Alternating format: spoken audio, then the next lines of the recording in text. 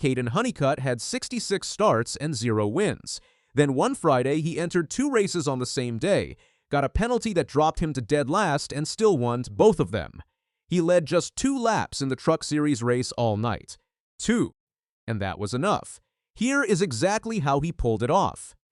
Let's go back 1 week, Texas Motor Speedway. Kaden Honeycutt finishes the race and gets on the radio. And instead of keeping it together, he lets it all out. He tells his team he is sick of not winning. He has the speed. He has the truck. But the wins just will not come. At that point, Honeycutt is the points leader in the NASCAR Craftsman Truck Series. He is sitting comfortably ahead in the standings, but points don't feel like wins. And Honeycutt knows that. He is 22 years old. He drives the number 11 Toyota Tundra for Tricon Garage. That is the same exact truck that Corey Heim drove to Victory Lane at Watkins Glen the year before. Same track, same team, different driver still looking for his first win. So when the schedule sent him to Watkins Glen, the pressure was already there. But then somebody decided to stack the deck even higher, because before the Truck Series race even started, Honeycutt had agreed to race in the ARCA Menard Series on the same afternoon. Same track, same day, 2 races. 0 wins on his career record. Here's where it gets interesting. Stay with me. The ARCA race at Watkins Glen was supposed to be the warm-up, a way for Honeycutt to get laps on the 245-mile road course before the main event at night. Rain wiped out qualifying. Because of that, Honeycutt started 15th.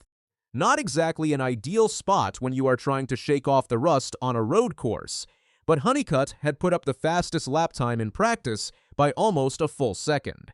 The speed was real, and once the green flag dropped, he proved it. By lap 10, he had already sliced from 15th all the way to 2nd place.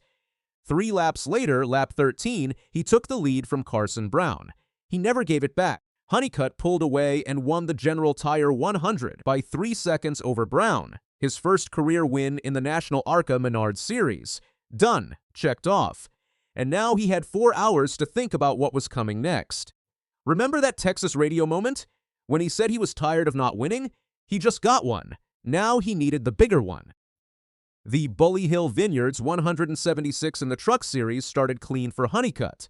Brent Cruz, his Toyota teammate, grabbed the pole and led the first 19 laps before pitting. Daniel Hemrick then swept in to win Stage 1. Connor Zilisch, the road course specialist who had been absolutely on fire over the past 2 years, took over and won Stage 2. Zilisch was the guy to beat. Everyone in the garage knew it, and then Honeycutt made a mistake. Near the end of Stage 2, he pitted when pit road was closed. NASCAR handed him a penalty. For the final 32-lap stage, the points leader was sent to the back of the field, dead last. 32 laps to work through an entire field on one of the trickiest road courses in America, against Zilisch, who looked unbeatable. Against Shane Van Gisbergen, who had already proven he could win on road courses in Cup.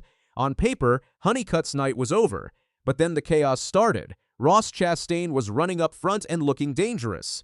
He had the lead. He was the control car going into a restart.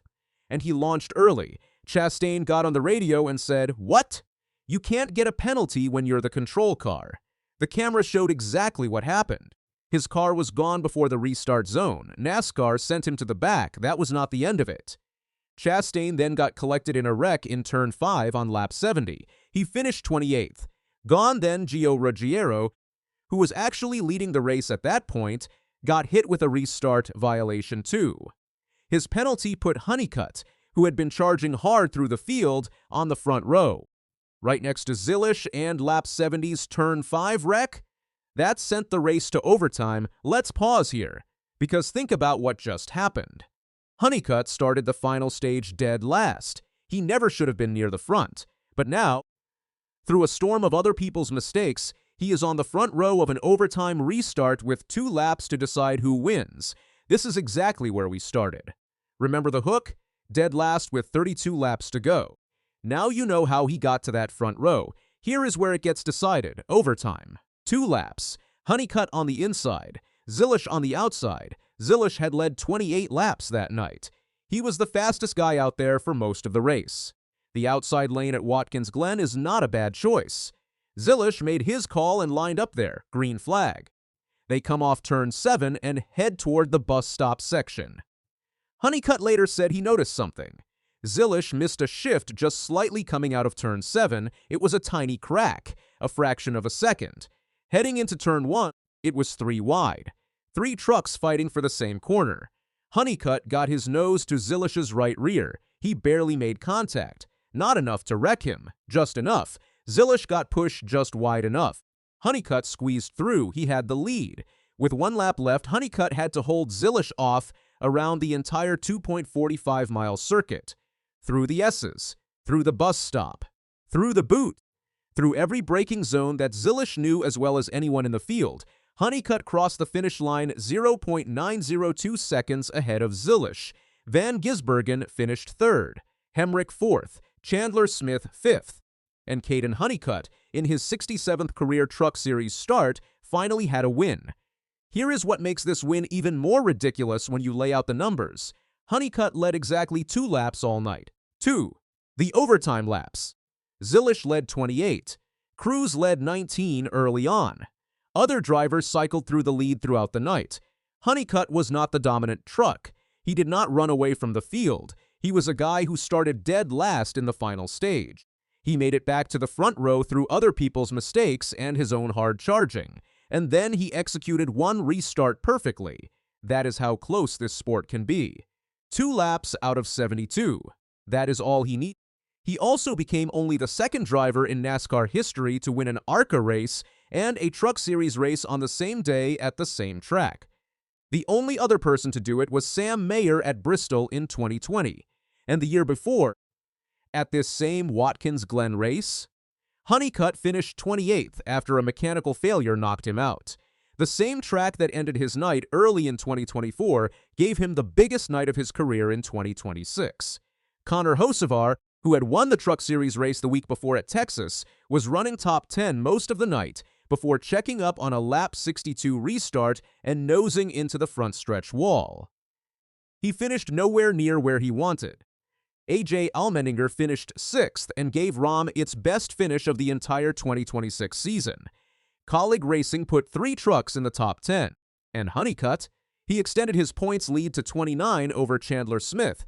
When Honeycutt crossed the line, he got on the radio. He was crying, not quiet, composed crying, openly emotional, letting it go on the radio for his whole team to hear. The guy who 1 week ago was angry at himself for not winning was now the winner. He climbed out of the number 11 truck and walked to the flag stand. And then he grabbed a beer and shotgunned it right there under the flag stand, liquid pouring down his face, celebrating in a way that told you exactly how much this had been building up inside him. His words in the post-race interview were short and straight to the point. "I can't believe I just won on a road course. It's just unbelievable." That line matters, because road courses were not supposed to be his thing.